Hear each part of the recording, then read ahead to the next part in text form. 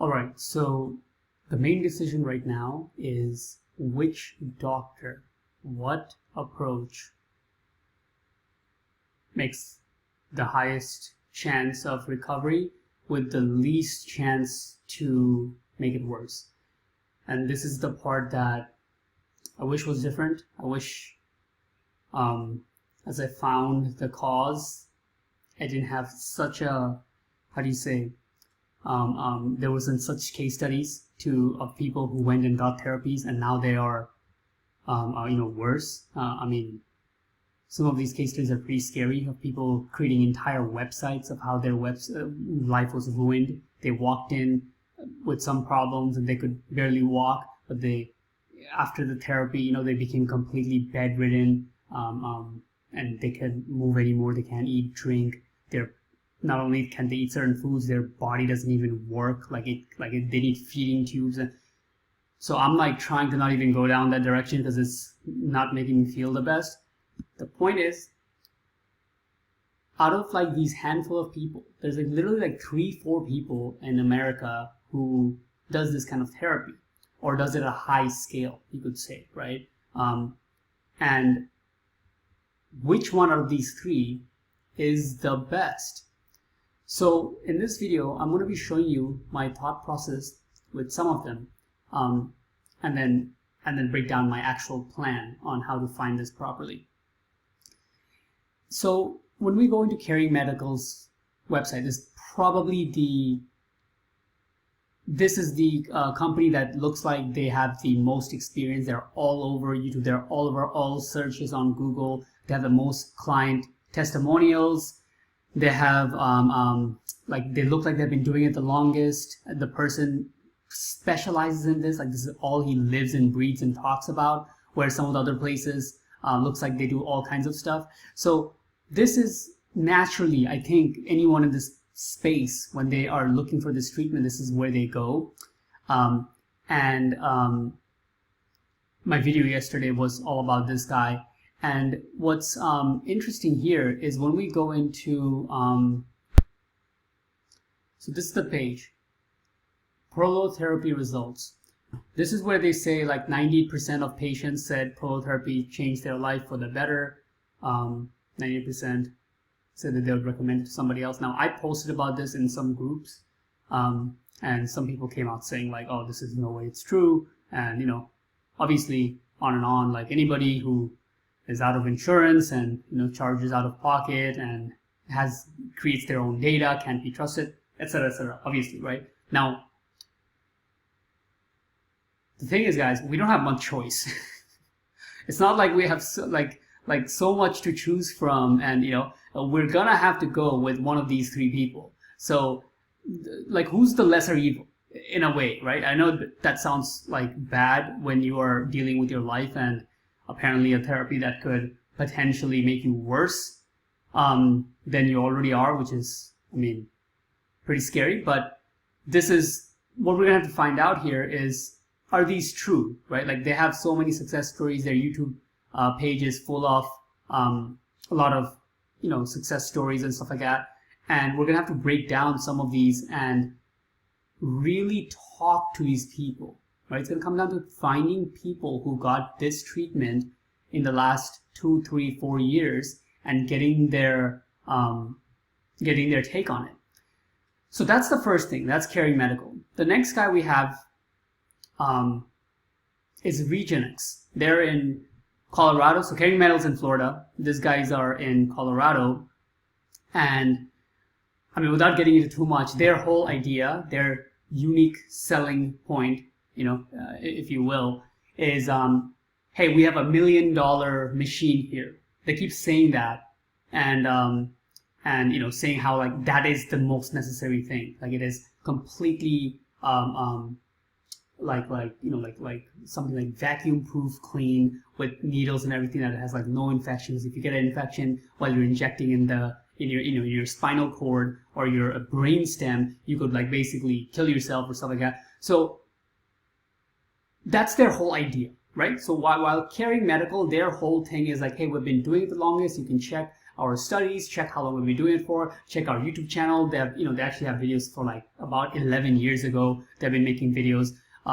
So that's their angle. We have the most experience, we do it the most, we give the most injections. Volume is practice makes it perfect, so we're the best. These guys' thing is all about like, we have the highest equipment. So, like I understand that they have some expensive stuff, but on the other hand, not really that new to how marketing works. So I understand the angle they're coming from. They know they have, something that other places are probably not going to get. Let's say a very expensive unit, even if it's $1 million, let's say it is. Let's say other places not going to get that, or they don't have it, and they're going to use the leverage on that to convince people that this is exactly what you need. Now, here is the weird part about this whole. These guys actually contradict each other completely. This is where it blows my mind that there's not another third-party database that is doing some kind of studies on seeing how the patients are actually turning out after their study. This is, there's so many ways they contradict. I'll just point out one of the biggest ones. These guys are saying, like, he says this in his video, a person who does something, I think he says like 10 times a year, they're not going to be as good as a person who does it 100 times or 1,000 times. And then he goes on to say that we do 1,000+ injections per year, which is amazing. It's a crazy number. So, it got me to think about that parameter, right? Like, okay, some people might do it a couple times. They don't have much experience. They don't have the equipment. Then there's guys like this, Regennex, who's like known as to have the industry level equipment to do this kind of stuff, and they do it thousands of times. This is where the part gets funny, because when I was watching one of his videos, this guy just plainly says that he did 40 million injections. So that's where I start to not really understand. Now, given I'm coming from a base where all I have, the 2 units of information I have, is each of these. It's not like I have a third piece where I can cross-check each of them to see if they're correct or not. I'm just comparing between each of them. So one of them is not true for sure. Like, that doesn't mean that they are bad, they're going to kill you, they're a bad place. It just means that the data they're putting out to get their clients is not truth, which is kind of bad. And just in some data alongside this, when I search for cervical instability in Google Trends in the last like 10 years, there's been more and more people, looks like they've been needing this. Okay, cool. But this is where it gets interesting, is that this is the top states, right? These are the states where people search cervical instability the most. It's in like California, in Texas, and Florida. And then there's some other stuff here. Now, if I look at states with the most car accidents, it's the same ones: Texas, California, Florida. The top 3 are the exact top 3 that look for cervical instability. But the number of accidents is not that much. 3,000, 3,000, 2,000, more than 99%, I know this stat for sure, of the people that go into car accidents don't know about cervical instability. And God knows how many people are suffering from it who never find a cure or even the root cause. But that being aside, it doesn't seem like there's even enough accidents that take place for you to do 40 million injections to start with. I mean, that's a huge number. Even if everybody who got into a car accident was to get cervical instability, it wouldn't get close to that number of treatments. So that's kind of like where I'm basing some of this stuff too. So this is what I'm going by, right? I'm not trying to be one of those people who's like, okay, let me try to find the fault in this doctor, right? There's no point on me doing that. I'm just trying to understand that the information they put out, what is their, like, how truthful are they as a company? And then from there, I can start to, if I can see some parallels and see some truth, then I can start to go into it.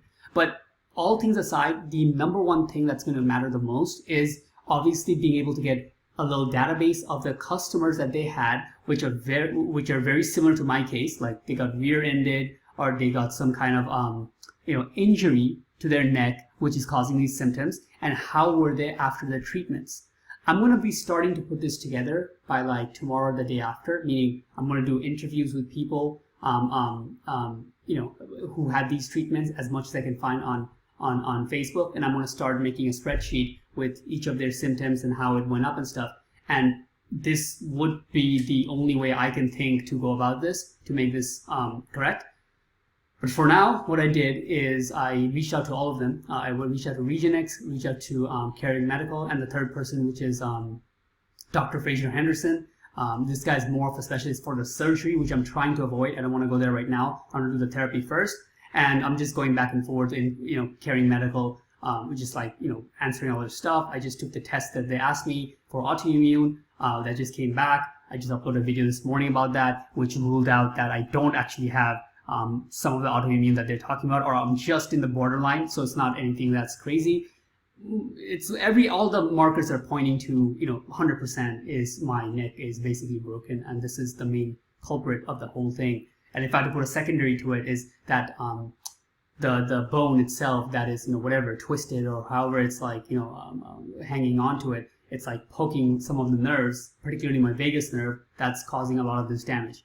But this is just a side note of what I'm doing. I mean, it's not like I'm doing the research and just choosing one. I'm trying to go for all of them and see who takes me first, because they are pretty booked out.